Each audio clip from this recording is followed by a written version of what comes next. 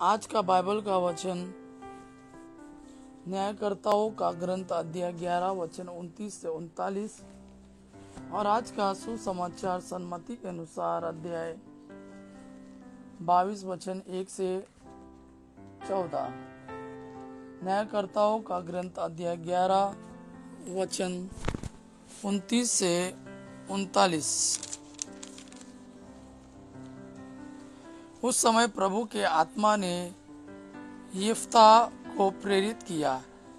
यिफ्ता Gilead और मनसे को पार कर गिलियद के मिस्पा नामक स्थान पहुंचा और वहां से अम्मोनियों के यहाँ आया।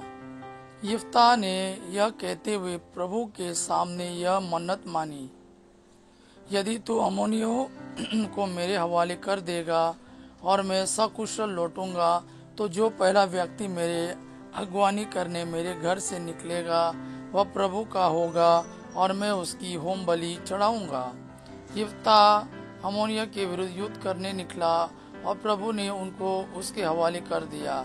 यिफ्ता ने अरोएर से मिन्नित के आसपास तक 20 नगरों को जीता और आबेल कारामीम तक अम्मोनियों को बुरी तरह पराजित कर दिया। इस प्रकार अम्मोनी लोग इजरायलियों के अधीन हो गए। जब यिफ्ता मिस्पा में अपने यहाँ लौटा तो उसकी पुत्री द्वार से निकलकर डफली बजाते और नाचते हुए उसकी अगवानी करने आई। वह उसकी अकेली संतान थी। उसके सिवा यिफ्ता के न तो कोई पुत्र था और न कोई पुत्री। यिफ्ता ने उसे देखते ही अपने वस्त्र फाड़ कर कहा, हाय बेटी, तुमने मुझे मारा है, तुमने मुझे महान संकट में डाल दिया है। मैं प्रभु को वचन दे चुका हूँ, मैं उसे वापस नहीं ले सकता। उसने उत्तर दिया, पिताजी, आप प्रभु को वचन दे चुके हैं, आप मेरे विषय में अपनी मन्नत पूरी कीजिए, क्योंकि प्रभु ने आपको अपने शत्रुओं से अम्मोनियों से बदला चुकाने का वरदान दिया है। इसके बाद उसने अपने पिता से कहा, एक निवेदन है, मुझे 2 महीने का समय दीजिए, जिससे मैं पहाड़ पर जाकर अपनी सखियों के साथ अपने कुंवारेपन का शोक मनाऊं। उसने उत्तर दिया, जाओ, और उसे 2 महीनों के लिए जाने दिया। वह अपनी सखियों के साथ चली गई और उसने पहाड़ पर अपने कुंवारेपन का शोक मनाया। वह 2 महीने के बाद अपने पिता के यहाँ लौटी और उसने उसके विषय में अपनी मन्नत पूरी कर दी। उसका कभी किसी पुरुष के साथ संसर्ग नहीं हुआ। इस प्रकार इज़राइल में इस प्रथा का प्रचलन हुआ। इस प्रकार इज़राइल में इस प्रथा का प्रचलन हुआ।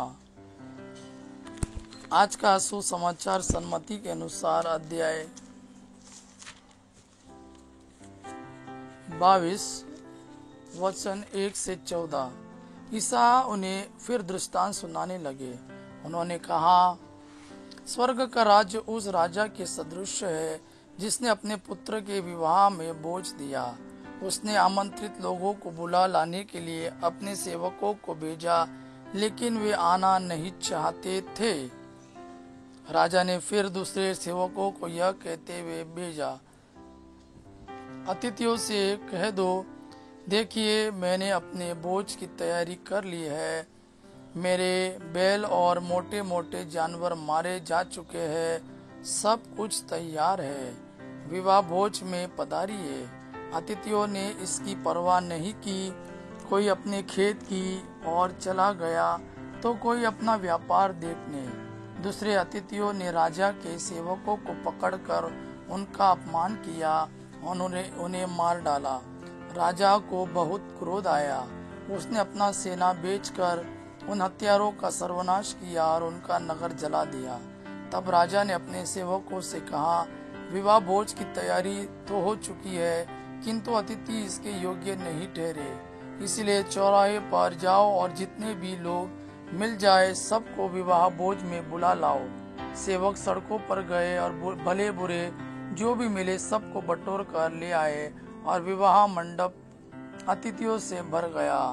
राजा अतिथियों को देखने आया तो वहां उसकी दृष्टि एक ऐसे मनुष्य पर पड़ी जो विवाह उत्सव के वस्त्र नहीं पहने था। उसने उससे कहा, भाई, विवाहोत्सव के वस्त्र पहने बिना तुम यहाँ कैसे आ गए? वह मनुष्य चुप रहा। तब राजा ने अपने सेवकों से कहा, इसके हाथ पैर बांधकर इसे बाहर अंधकार में फेंक दो। वहाँ वे लोग रोएंगे और दांत पीसते रहेंगे, क्योंकि बुलाए हुए तो बहुत है, लेकिन चुने हुए थोड़े हैं। यह प्रभु का वाणी है। प्रभु को धन्यवाद। आबा पिता की महिमा और पुत्र यीशु का प्रेम आप पर सदा सर्वदा बना रहे। आमीन।